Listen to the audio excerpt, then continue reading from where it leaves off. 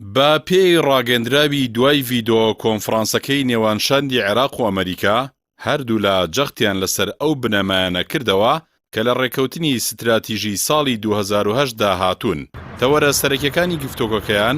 لەسەر ئاسایش و نەهێشتنی تیرۆریزم و ئابووری وزە و بابەتە سیاسی و ڕۆشنبیریەکانی نێوان هەردوو وڵات بووە. ئەم گفتوگۆیانە بە سەرۆکایەتی عەبدولکەریم هاشم مستەفای گەورە بریکاری وەزارەتی دەرەوەی عێراق و دەیڤد هێڵی بریکاری وەزیری دەرەوەی ئەمریکا بۆ کاروباری سیاسی بەڕێوەچوو، وەک سەرەتایەکە بۆ دەستپێکردنی گفتوگۆیەکی قوڵتر کە لە ناوەڕاستی مانگی داهاتوودا لە واشنتۆن درێژەی پێدەدرێت. لە ڕاگەندراوەکەدا هاتووە کە ئەمریکا ڕێز لە سەروەری خاکی عێراق دەگرێت لە یەکپارچەیی خاکەکەی و بڕیارە تەشریعی و تەنفیزیەکانی جەختیش لەوە دەکاتەوە کە ئەمریکا ناوێت بنکەی بەردەوامی هەبێت، هەروەکو لە ڕێکەوتنامەی 2010دا هاتووە. لە ڕاگەندراوەکەدا ئاماژە بە دۆخی سەختی ئابووری عێراق کراوە بەهۆی بڵاوبوونەوەی پەتای کۆرۆنا و دابەزینی نرخی نەوتەوە، بۆیە ئەمریکا جەختی لەوە کردوێتەوە بۆ یارمەتیدانی حکومەتی عێراق ڕاوێژکاری ئابووری دەنێرێت بۆ وڵاتەکە و ڕاوێژکاری چاکسازی و ڕێکاری کاریگەر دەنێنە حکومەت و یارمەتی دەدەن بۆ سوودوەرگرتن لە دەستگا نێودەوڵەتیەکان.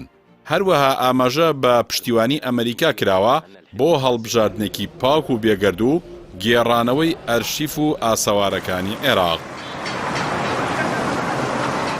گەرچی ئەمریکا بەردەوام گەمارۆکانی بۆ سەر ئێران زیاتر کردووە،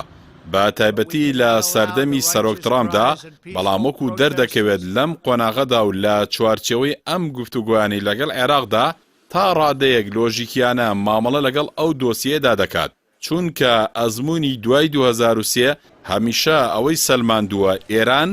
لە ناوخۆی عێراقدا لە ئەمریکا سەرکەوتووتر بووە.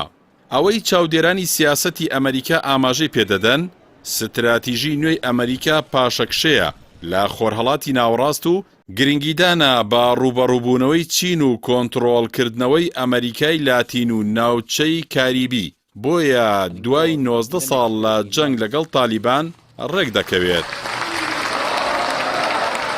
سەرەڕای هەڕەشەکان لەوەی کە عێراق چۆڵ ناکەن، لە کۆی 12 سەربازگەی تەنها 2 سەربازگەی هێشتوتەوە، کەواتە ئەمریکا زیاتر دەیەوێت پارێزگاری لە هەژموونی سیاسی و ئابووری خۆی بکات لە عێراق و ناوچەکەدا. بۆ ڕوبەڕووبوونەوەی ئێران لە عێراقدا پێدەچێت ئەمریکا